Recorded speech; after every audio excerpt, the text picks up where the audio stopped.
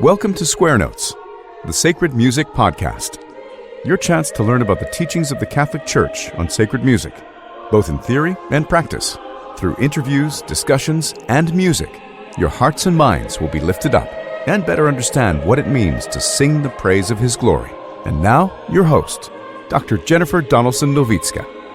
Hello, listeners, and welcome to Square Notes, the Sacred Music Podcast. We're back with one of our favorite guests, Dr. Charles Weaver, as we discuss the integration of scholarship and praxis in the life of the Catholic singer of Gregorian Chant. If you're interested in studying with Dr. Weaver, I'd highly recommend to you his advanced seminar on Gregorian Chant that he's offering this summer on the mornings of July 15th through the 19th at the Catholic Institute of Sacred Music. The advanced seminar is called Historical Notation Survey and Manuscript Study. If you would like to learn more about this program, please look at our website, catholicinstituteofsacredmusic.org, and click on Summer Courses. There's a helpful brochure there, as well as more information about this particular course. Please remember that this is graduate level study, so you must have an undergraduate degree to apply, but the undergraduate degree does not need to be in music. So check it out, catholicinstituteofsacredmusic.org, click on Summer Courses. And now, on to the interview. Charlie, I have to now greet you as Dr. Weaver since the last time you were on the show, which is very exciting. You recently defended your dissertation and are now a full-fledged doctor of music where you fix broken, sick music, right? That's exactly right.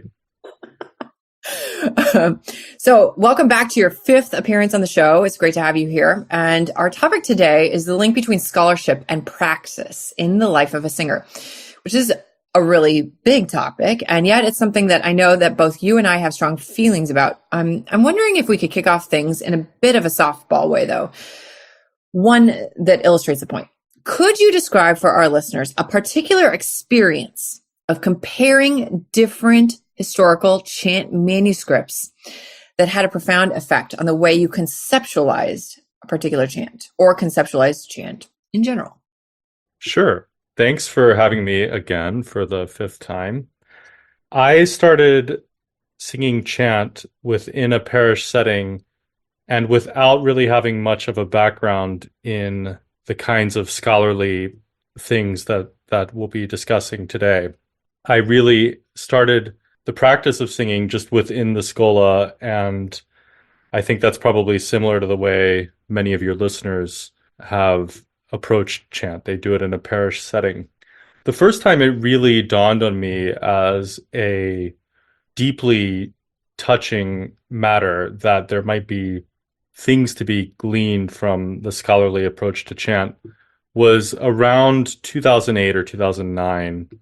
I'd been singing chant regularly by that point for a number of years in my schola, and a colleague, gave me a CD to borrow that was by the Consortium Vocale of Oslo. I don't know if you're familiar with that group at all, but it was a group that performs basically just Gregorian chant, and the CD was of music for Lent. And I remember how striking their performances were to me at that impressionable time, not only because they were basically taking what you might now call a semiological approach, so the rhythm's a little different than what I was used to, but I remember being particularly struck, and this occurred to me again last week because as we're recording this, we're in the week following the fourth Sunday of Lent. There was a recording of the tract Qui Confidunt from the fourth Sunday of Lent. And I remember that they were singing different notes than what I was expecting from knowing the Vatican edition. Tracts in particular are maybe the most easy to kind of memorize as a singer. They're probably the first melismatic chant melodies that we memorize because they're so formulaic. They come in basically two families, mode 8 and the mode 2, or, if you even want to be a little bit less kind of historical about it, the major sounding ones and the minor sounding ones. Anyway, this one I was listening to was the major version, and the mode 8. It's a mode 8 tract. And if you are familiar with the tracts, or if your listeners are familiar with the tracts, they know that there are these little melismatic formulas that happen at the end of each verse and in the middle of each verse. They all kind of begin the same way. They all end the same way. It's a very kind of repetitive, formulaic way of chanting. And there's a cadence that happens in the middle of each verse that goes something like sol, la, sol, do, do, la, do, sol, sol, fa, or something like that. That's how the Vatican edition has it. And I remember being struck in this recording that instead of that last do, they sing T, so that the cadence would go something like this: sol, la, sol, do, do, la, ti, sol, sol, fa. Which, that changing that one note really makes a pretty noticeable difference, especially if you've sort of, taken in the chant over a number of years and have grown accustomed to a particular way of singing it with your particular group. And I just thought this was very beautiful.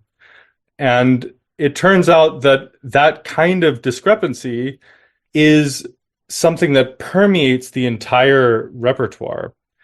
It especially happens in a place like that where the note do is being replaced by the note T. It's only a half step difference.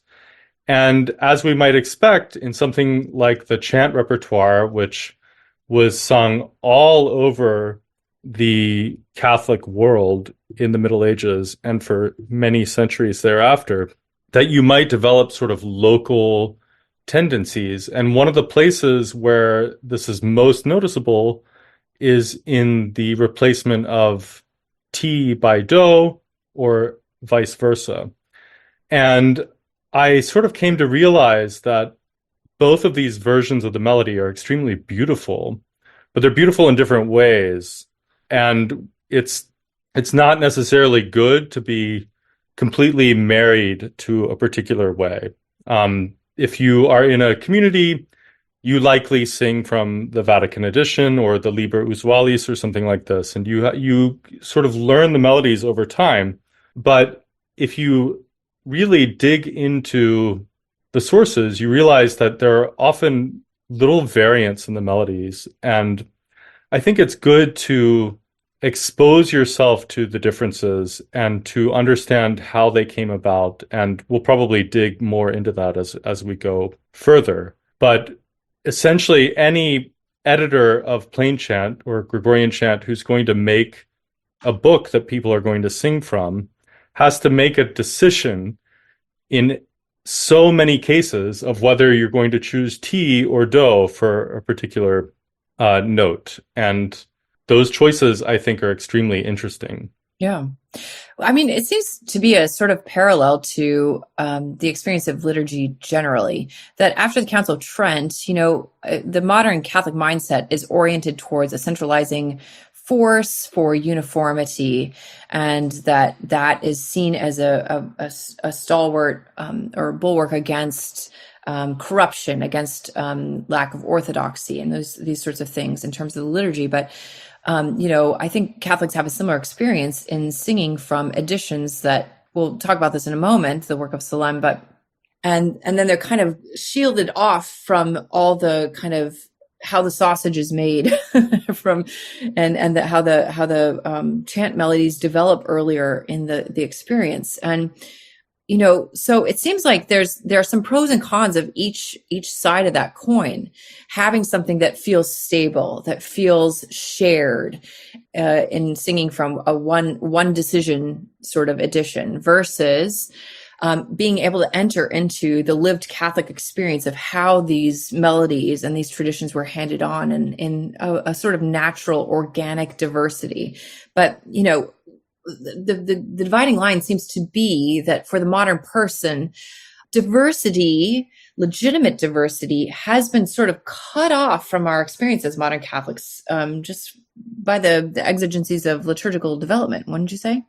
I would, and it's extremely interesting to think about the Vatican edition as it was promulgated originally by Pius X, and the way it replaced, at least in official capacity, all kinds of local musical customs surrounding Gregorian chant. And as you say, it has both pros and cons. It's good for there to be a unified reading of Gregorian melody because it allows the entire church to sing with one voice, which is obviously a laudable end. On the other hand, it necessarily involved stamping out local traditions that were, in many cases, extremely venerable. So there are certainly drawbacks to standardization. And it's almost an accident, really, that the Vatican edition continues because of the way the liturgy has changed since the Second Vatican Council. The Second Vatican Council calls for a new critical edition of the Gregorian repertoire, but instead we got what is the typical situation in Catholic music nowadays, which is not necessarily as focused on chant as a straightforward reading of the council documents would suggest. So the critical edition thing is maybe on the back burner, and people who want to sing chant because they are resisting the liturgical changes that are trying to do away with chant, they become, in a reactive way, more defensive of the Vatican edition, whereas it might be a good idea to reconsider the way some melodies are constructed and the way the chant is edited. But in the sort of situation of the real world after the various liturgical changes of the last century, many people are loath to experience such change and want to just have what they might even think of as the way things have always been, except that they haven't always been that way. They were just that way from 1908 to the Second Vatican Council. So let's get into that via, the Vatican edition and the work of Solem. Can you illuminate the sorts of questions, philosophical, paleographical, musical, that the monks at Solem asked themselves in comparing many different manuscripts to produce a single rendering? Yeah, it's such an, if what I just said maybe sounds like I'm taking an anti-Solem position or something, I don't want that to come across that way. I think that the monks of Solem who brought about the chant editions that led to the Vatican edition were absolute heroes of musicology and of liturgy and the like.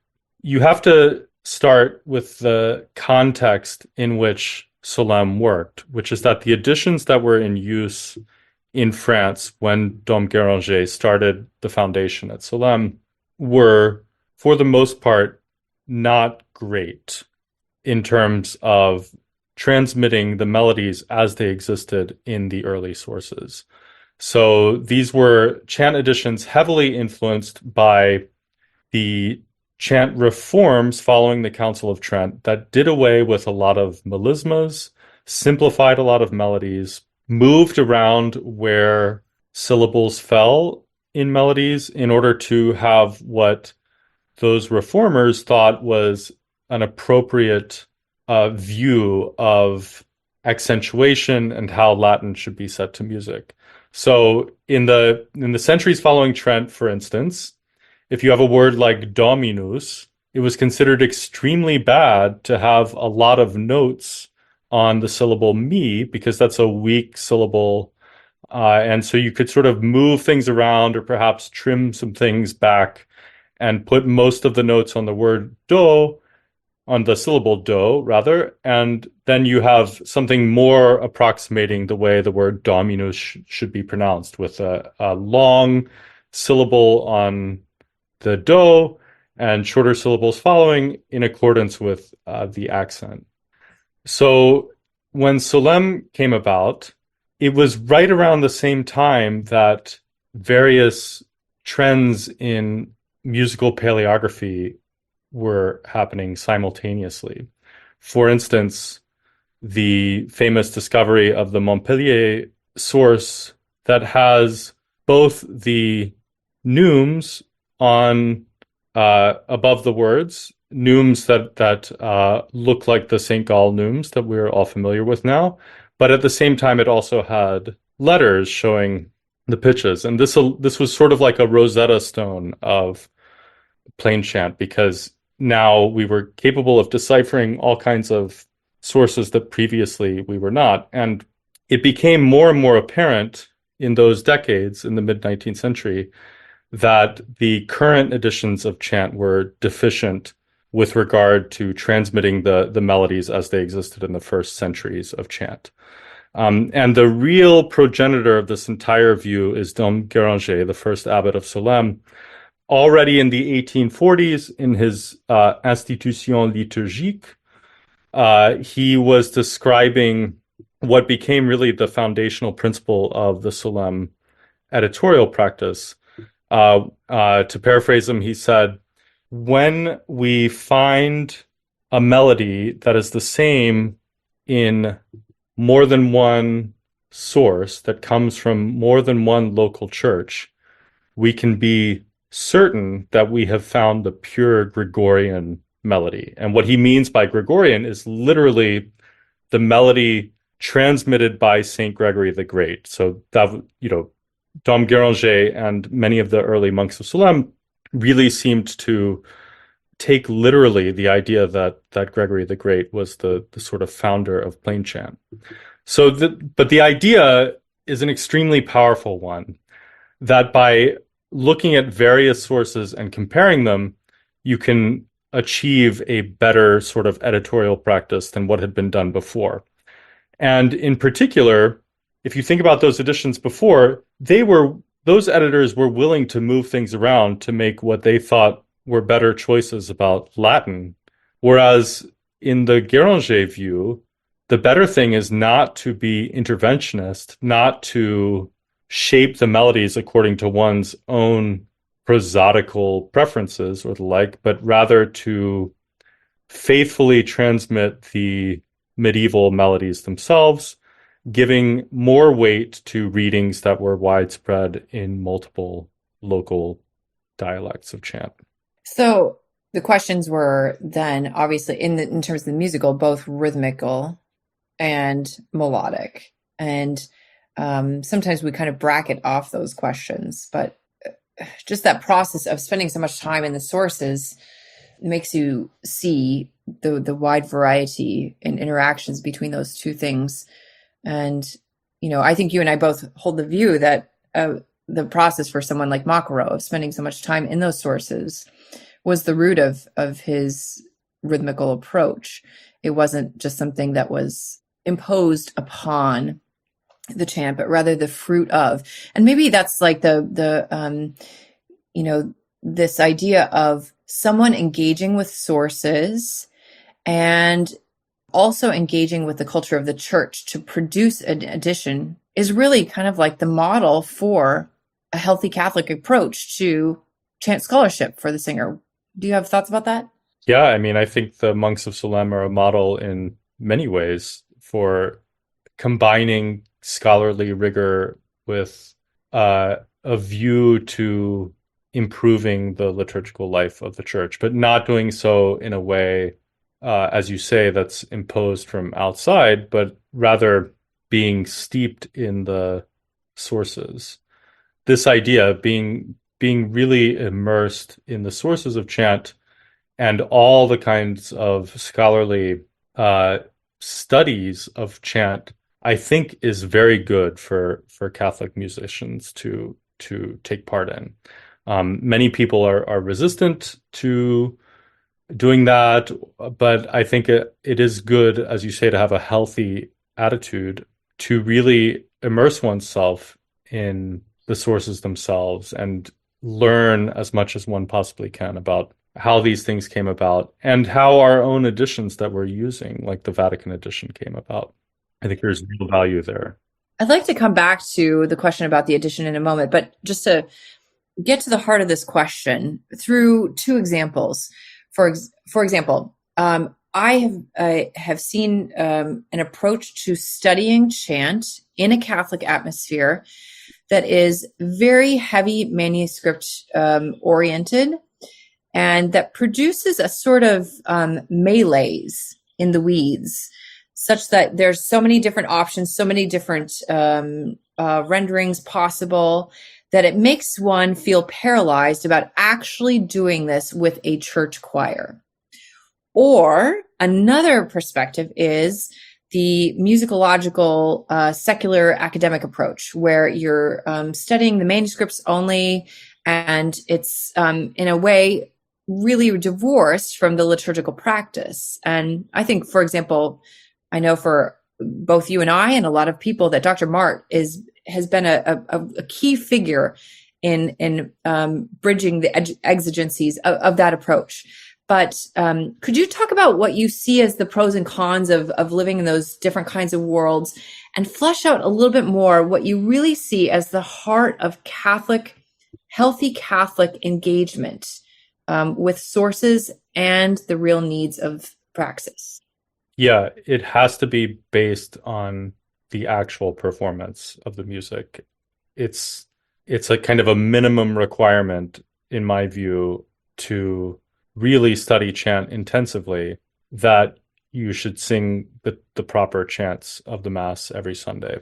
And preferably, one would sing them with a choir, because singing through examples in a book by yourself is not going to give you the same feeling of communal liturgical prayer as singing it at Mass with a schola. And the kinds of choices that we're talking about, they when you encounter actual practice of singing in a group, you have to make decisions. You have to decide how something is going to go in order to be sung beautifully, worthily. And you're also bound by time. How much actual rehearsal time do you have? How much time can you spend debating one single neume? Yeah, it's not a good use of rehearsal time. Let's just put it that way. It's why I'm quite interested in semiology and the way that semiologists approach chant. I think it's really fascinating, and I think they're right about many things. But I've been so cautious introducing any of these to my schola, because we are a group and we've sung chant together for over a dozen years now. And we have a way of singing and a practice, and we sound good and we sound unified. And so I think within that context, the study of the manuscripts, the study of the old sources, the study of different rhythmic practices, different performance practices can be extremely fruitful, but it's grounded in the liturgical life of a particular place.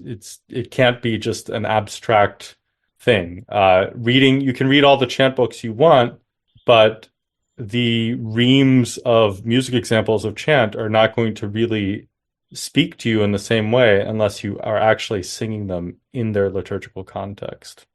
So, I mean, from this perspective of the Catholic context, where you're kind of bracketing off this Catholic context, and we'll get to the academic context perhaps in a moment, but when the chant repertory itself is so little known and loved, is there a danger of getting lost in the weeds in arguments about minutiae between Catholics, be they rhythmic or melodic? Yes, I think it is easy to argue about these things. Part of it is that we care so much about the chant, right? So speaking for myself, chant is probably the most important music in the world to me. I love it dearly.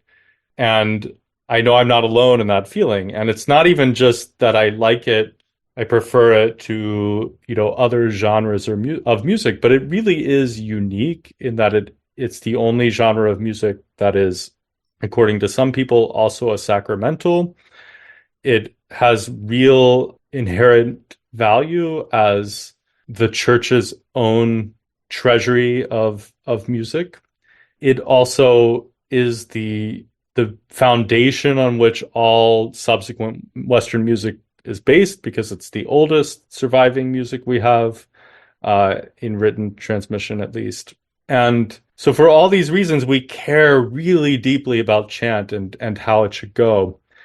And so it's easy to understand how emotions can sort of run high if you are maybe singing in a different scholar, you get a different director in, and just to take one example that a friend of mine was talking about once, you know, this director decides that you're going to sing from the Graduale Novum, which is this new edition of the chant repertoire, and you open your book to Christmas Day and you start singing Puer Natus Est, a chant that you probably know by heart because you've sung it every Christmas for years and years, and you realize, oh, there's a note different, and why is this note different? This is just ridiculous.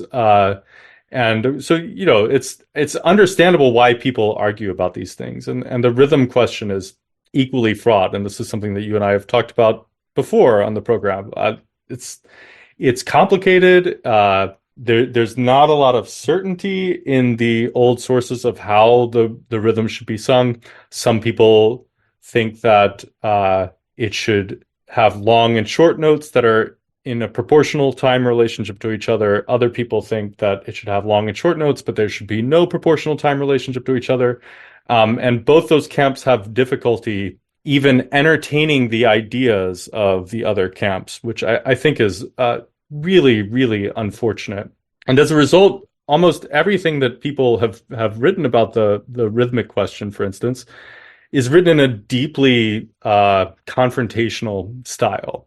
It's hard to find any kind of objective discussion of the matter, with the exceptions perhaps of the passages about rhythm in Willy Appel's book or David Hiley's book. But even then, you know, people could take issue with some things.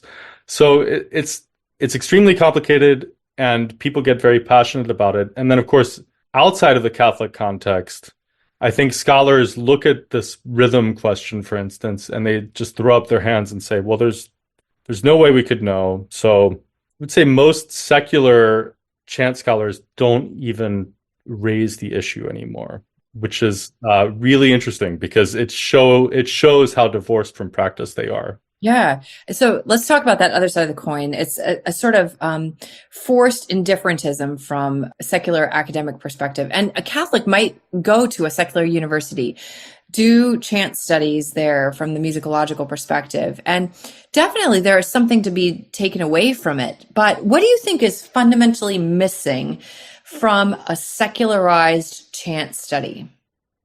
That's a pretty close to home question for me, because I attended a secular university and I wrote my dissertation about chant, and it was a frequent topic of discussion, let's say, with my advisors and my readers and myself, that I make sure to excise any of my so-called religious opinions from my study of chant. So of course there's value in secular study of chant. One value is that it's wonderful music. They're really interesting melodies. They are of extreme antiquity. They are the basis for much of the rest of Western music. And that's pretty interesting, even with the religious matters aside. But it does change in a really subtle way the relationship, let's say, of the text to the music. It's all well and good to say that chant brings the words of a text to life, but for the Catholic, it's not just a text that's being brought to life, but it's actually sacred words that have a deeply imbued spiritual meaning that is many strata and layers deep. Generally, the text of plain chant is scripture. It's the word of God set to music. And in the way the early monks of Salem described it, the music is sort of modulated speech. It's modulated liturgical speech that brings these words to life. And the words are not just a text with a meaning, but there's something more than that. They are seeds, if you will, of personal religious experience, seeds of contemplation, part of the mystery of the liturgy and the Mass and the divine office.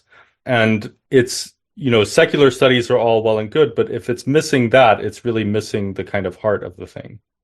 Yeah, it seems to me the aspect that Dr. Marr's work brings out as well is so important, that the nature of the melody elucidates the nature of the liturgical mystery at that point. And that is not something I have seen really well explained in a lot of secular scholars who, while they would be interested in the liturgy from an academic perspective, they're not living it in a way that really needs an integral link between lived reality and intellectual reality. Yes, and in that sense, they have an impoverished view of the melody.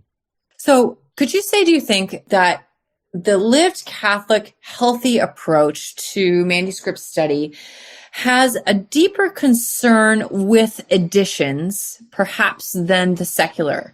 A secular perspective might want an edition to make a great concert or make a great paper. But the question of editions is something that bears liturgical weight and time and teaching value and all these sorts of lived experiences for the Catholic in a way that it doesn't for the academic.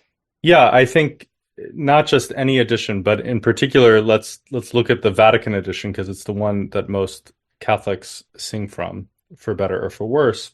I think the secular view is generally dismissive of the Vatican edition because it does not conform to modern editorial practices. In particular, nowadays we prefer to have completely transparent scholarly editions. So if I were to edit a chant melody and publish it in a book, I would have to have a whole critical apparatus showing where I got each variant I used and how that worked. And of course, the Vatican edition has nothing like that. There are in the Atelier de Paléographie at Solesmes these huge tables that have a bunch of sources all kind of aligned for every liturgical melody.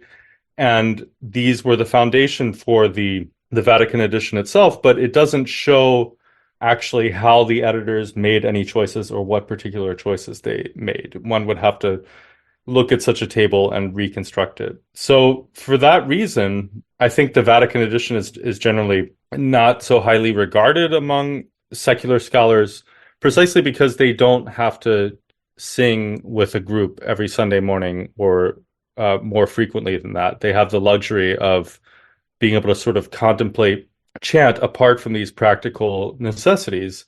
And so maybe they would favor a particular manuscript or editing just one source for modern performance rather than creating a book that has actual liturgical usefulness. So let's wrap up this topic by introducing a little bit about the class that you're going to be teaching for us this summer at the Catholic Institute of Sacred Music. It's an advanced seminar in Gregorian Chant, and it'll be a survey of notation throughout history and manuscript study, July 15th through the 19th.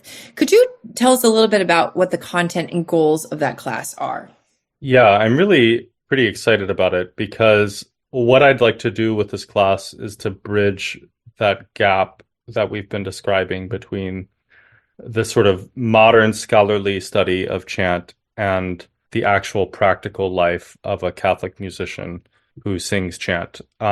There are lots of useful pieces of history and criticism to be gained from reading modern scholarly articles about chant and its sources and its development and its history.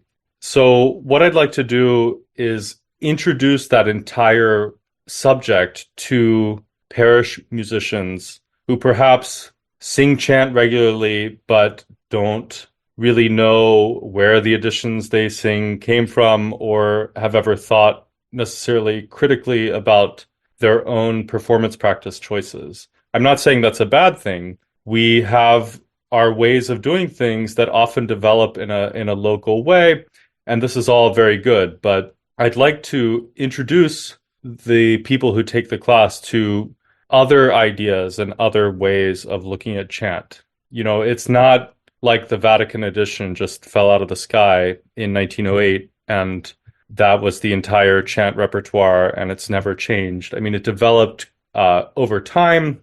There were critical choices involved.